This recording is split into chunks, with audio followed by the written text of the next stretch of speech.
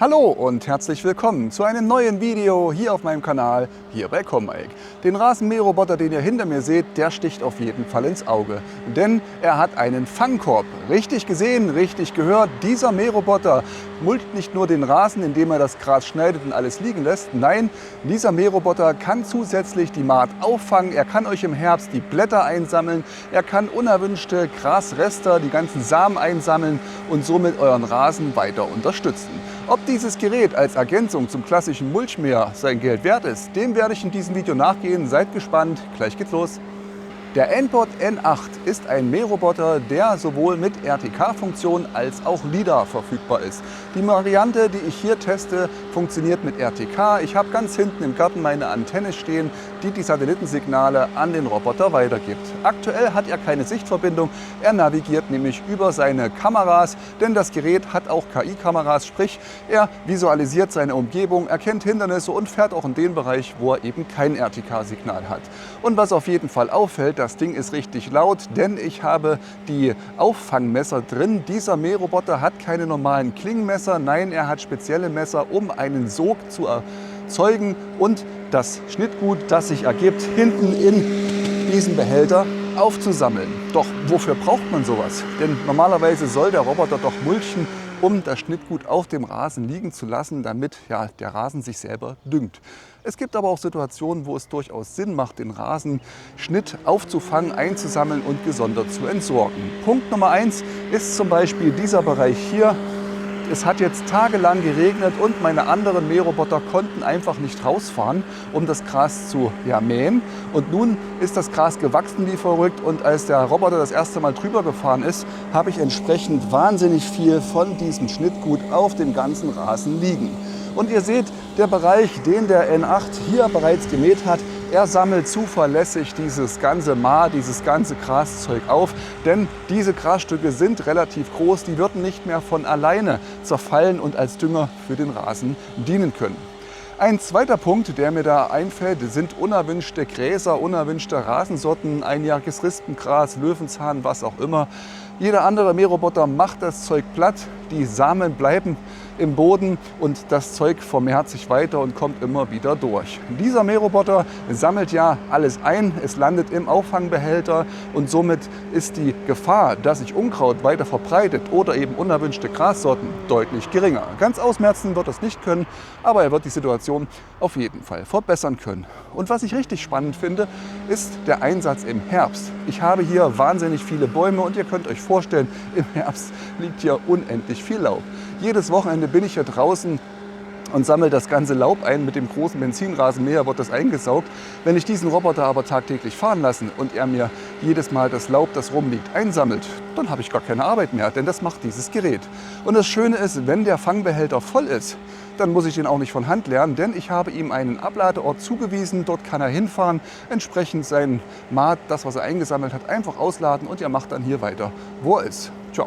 Das ist der erste Eindruck, den ich von diesem Mähroboter habe. Ich nehme euch jetzt mit zum Unboxing und zeige euch erstmal, was bei diesem Gerät dabei ist. Kommen wir zum Unboxing. Was bekommt ihr geliefert? Na, zunächst einmal einen großen Karton, der locker 25 Kilo auf die Waage bringt.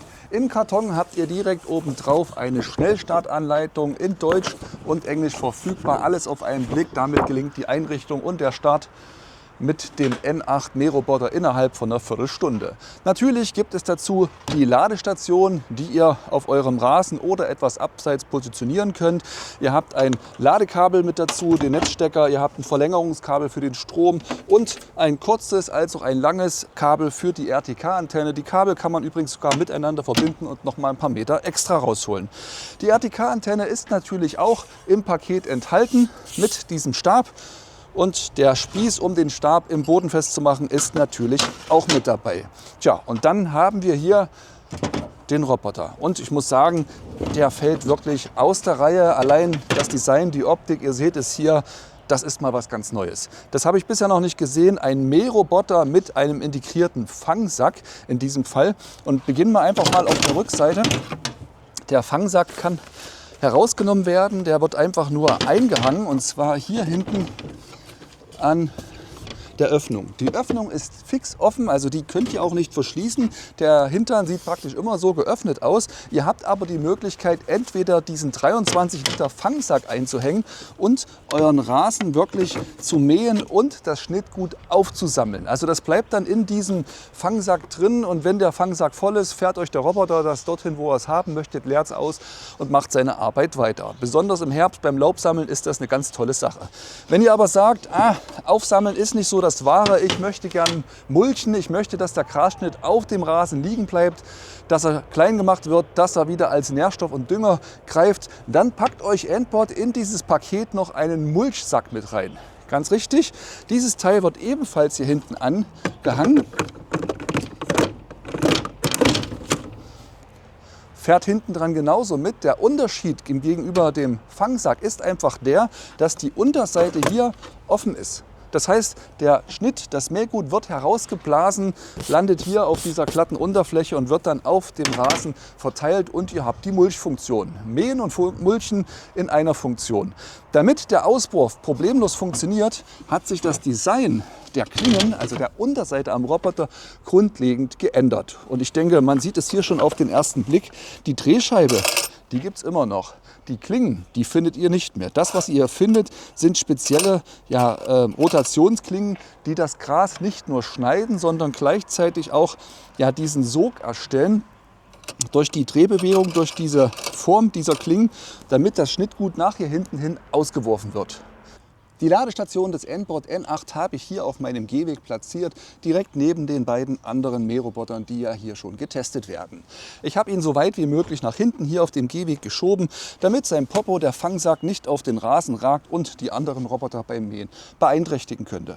Die Ladestation muss nämlich nicht auf dem Rasen stehen. Ihr könnt sie problemlos abseits positionieren, in der Garage, unterm Baum, wo auch immer, wo sie gut geschützt ist. Wichtig ist nur, dass der Roboter eine freie Zufahrt zu dieser Station hat. Alles andere könnt ihr über die App dann festlegen. Die Anschlüsse auf der Rückseite sind farblich kodiert, da könnt ihr überhaupt nichts verwechseln. Einmal in lila das Stromkabel und in grün das Kabel für die RTK-Antenne. Jeweils IP6 wasserdicht verpackt das Ganze, denn der Roboter ist ja für außen gemacht. Könnt ihr auch sauber machen mit einem Gartenschlauch, alles gar kein Problem. Die Navigation des Roboters erfolgt über RTK, Real-Time Kinematic. Das bedeutet, dass diese RTK-Antennen, wie sie dort oben hängen, die Satellitensignale aus dem Himmel auffangen und daraus eine zentimetergenaue Position des Roboters berechnen. Das funktioniert erstaunlich gut, egal ob ihr kleine Flächen habt oder große Flächen. Je offener die Fläche ist, desto besser. Die Antennen werden ja mit diesem Stab normalerweise in der Erde befestigt, irgendwo in der Nähe des Roboters. Mit dem Verlängerungskabel habt ihr ja knapp 10 Meter irgendwo, wo ihr das aufbauen könnt. Ich hatte hier keinen Platz, finde das auch nicht ganz so schick, das im Rasen zu machen. Das Risiko ist einfach zu hoch, dass im Laufe der Zeit da jemand dagegen stößt. Deswegen kann man diese Antennen ja auch einfach an der Hauswand bzw. wie ich hier an dem Dachvorstand befestigen. Zum einen mit einer fertigen Lösung. Diese hier, die gibt es direkt von Endbot, so eine Halterung für die Wand. Die Links packe ich euch mal unter das Video mit in die Beschreibung. Oder links habe ich hier einfach das Ganze über eine Halterung montiert, die normalerweise für Satellitenschüsseln gedacht ist. Also dieses Teil hier, könnt ihr die Stange direkt einklemmen und dann 3D das Ganze so einstellen, wie ihr das braucht. Funktioniert sehr, sehr gut, denn ihr müsst darauf achten, die Antennen brauchen einen freien Blick nach oben, dürfen weder von Haus noch Bäumen gestört werden. Und während ich euch ein bisschen was zum Roboter erzählt habe, hat er bereits einen weiteren Teil dieser Rasenfläche abgemäht und zusätzlich diesen Schnitt vom anderen Roboter aufgesammelt. Ich denke, man kann den Unterschied sehr gut erkennen zwischen diesen beiden Zonen. Doch der Roboter kann noch viel, viel mehr. Er hat nämlich einen speziellen Klingenteller, den ihr auch noch austauschen könnt. Das, was ihr im Moment lautstark hört, ist die reine Aufsammelfunktion. Die ist sehr lautstark, denn der Roboter verwendet spezielle Klingen. Im Detail seht ihr das hier. Diese Klingen sind gebogen und beim Drehen wird ein Luftstrom erzeugt. Und diesen Luftstrom hört ihr natürlich auch. Das ist nämlich kein Roboter für den Sonntagnachmittag. Das ist ein Roboter, der die Woche über seine Arbeit verrichten sollte. Der Ersatzklingenteller, den ich hier habe, bei dem seht ihr auf der Unterseite noch zusätzliche Messer, ebenfalls 3 Stück, wird unten am Roboter angeschraubt. Der Roboter kann nämlich neben dieser Aufsammelfunktion auch mulchen. Er kann beides gleichzeitig sogar. Was ihr wirklich haben wollt, das stellt ihr euch ganz bequem in der App ein. Ich muss euch sagen, ich habe dieses Gerät über mehrere Monate getestet. Das merkt ihr vielleicht auch in den Filmaufnahmen, dass die Umgebung sich etwas stärker verändert. Denn ich war mir nicht wirklich sicher, kann ich damit was anfangen? Kann ich diesen Mähroboter bei mir tatsächlich einsetzen? Insbesondere die Lautstärke hat mich schon ein wenig abgeschreckt, aber die Mähergebnisse, die er hier gezeigt hat, die haben mich dennoch überzeugt. Ich habe keine Maat mehr auf dem Rasen liegen, er sammelt alles schön ein und insbesondere das Laub und auch die Pollen und Abgänge von der Buche da oben, also im Frühjahr sind da ganz viele von diesen kleinen Wollmäusen runtergefallen, die hat er wunderbar aufgesammelt. Übrigens, die Hinderniserkennung ist ebenfalls aktiv. Da machen wir jetzt gleich mal einen Live-Test. Ich habe meinen kleinen Igel, werde den jetzt direkt wieder vor den Roboter setzen. Und ihr seht,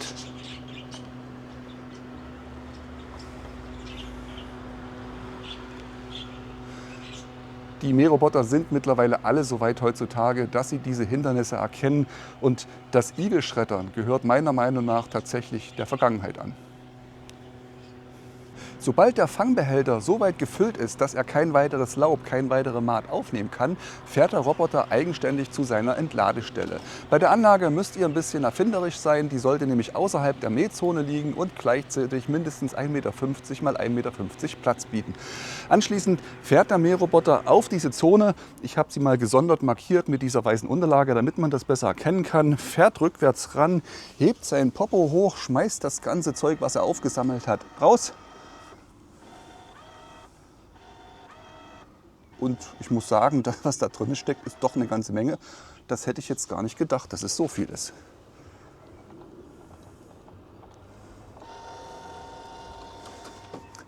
Das ist der Grasschnitt, den der andere Mähroboter liegen gelassen hat. Und ihr seht, die Größe, die dieser Schnitt hat, das liegt jetzt schon ein paar Tage draußen auf dem Rasen.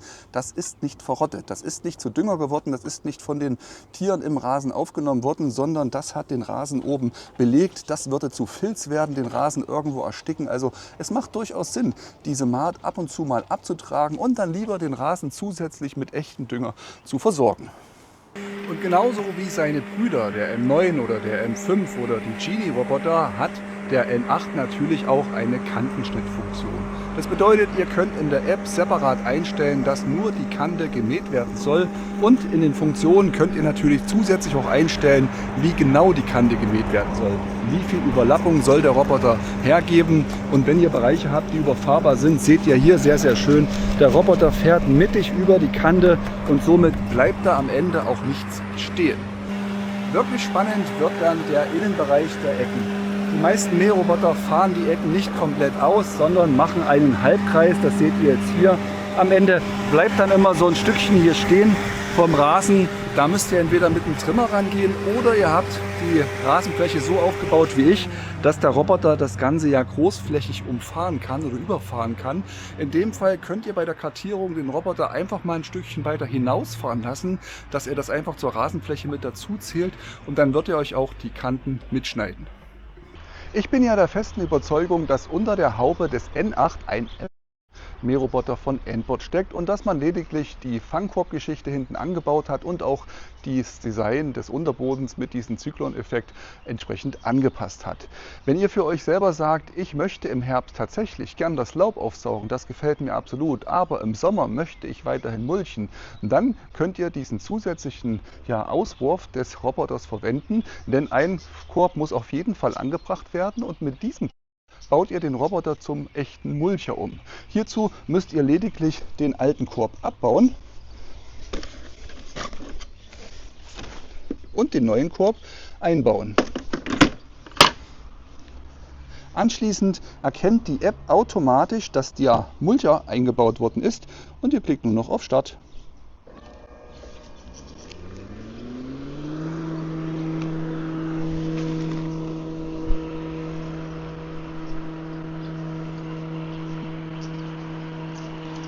Und was mir direkt auffällt, die Lautstärke ist ein wenig leiser, nur weil ich den Korb ausgetauscht habe.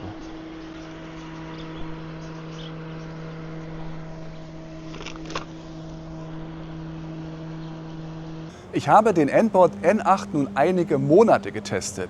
Zu Beginn des Frühjahrs bis jetzt kurz vorm Sommer habe ich diesen Mähroboter auf meinen Rasenflächen fahren lassen und nun wird es Zeit, doch mal ein Fazit abzugeben. Für wen lohnt sich der Roboter, für wen ist er geeignet? Ich habe lange drüber nachgedacht und muss euch sagen, für den reinen Sommerbetrieb wäre es nicht meine erste Wahl, denn er ist mir da einfach zu laut.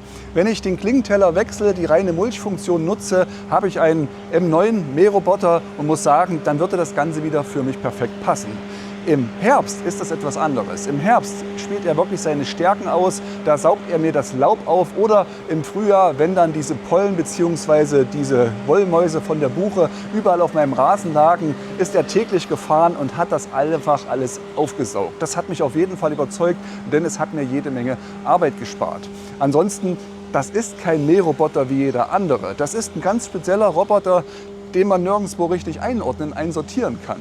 Und wenn euch interessiert, was kostet das Teil überhaupt und wie ist die Verfügbarkeit, dann schaut gerne mal unter das Video, dort verlinke ich euch den Store von Enbot, könnt ihr selber mal nachschauen, ob das in eurer Preisklasse wäre. Und vor allen Dingen möchte ich gerne wissen, ist das etwas für euch? Seht ihr darin eine Zukunft mit diesen Fangkörben? Mulcht ihr lieber komplett, dass das Zeug liegen bleibt, oder hat dieses Aufsaugen von Grasschnitt, von Unkraut, Pollen, von Samen und dergleichen durchaus seinen Sinn?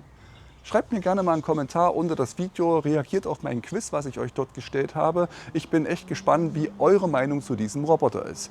Ganz wichtig, in diesem Video habe ich einige Passagen ausgelassen. Ich bin nicht so sehr in die Tiefe der App reingegangen, ich bin auch nicht so sehr in die Tiefe der Kartierung eingegangen. All das habe ich in den anderen Videos von Enbot schon mal gezeigt. Schaut mal oben rechts in die Ecke, da verlinke ich euch die anderen Videos, könnt ihr gerne nachschauen.